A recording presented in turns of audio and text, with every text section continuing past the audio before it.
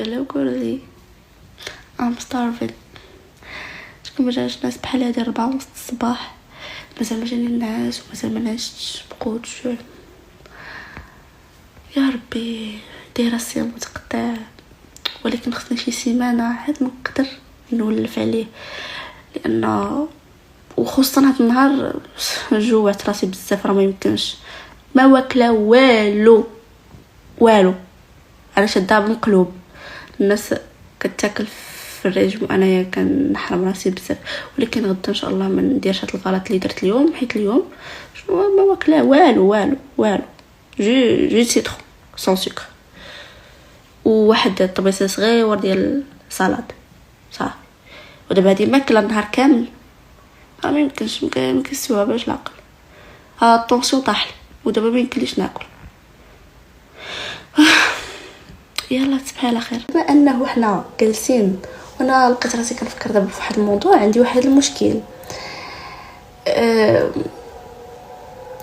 كنت كنهضر مزيان، جيت نهضر في الكاميرا ما كنهضرش مزيان. المهم شنو هو هذا المشكل هذا؟ هو انني انا كنتعلم لونجليك وداخله سونتر امريكا، وكنعرف شي كلمات ماشي كلمات، كنعرف شي حوايج بالانجلي كنعرفهم، كنعرف نهضر بها شويه ماشي 100%، ولكن عندي ولكن ما نقدرش نهضر بها.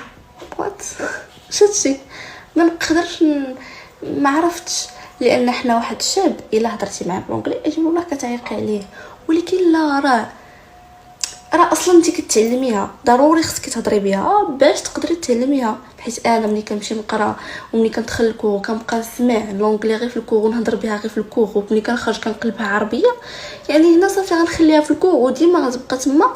يعني انا ما غاديش نهضر بها وعمري غنهضر بها الا ما هضرتش بها مع الناس. داكشي علاش خصني ندير مداوله. يلا البنات تصبحوا على خير. هيقت اليوم من الفطوريات بزاف، فاش كيكونوا فيقين عباد الله انا غابره، وفاش كينعسوا عاد كنحضر بحال الجن تماما. يلا انا وبنتي غنمشيو نعسو. بنتي اصلا قولهم تصبحوا على خير، قولوا يلا بونوي.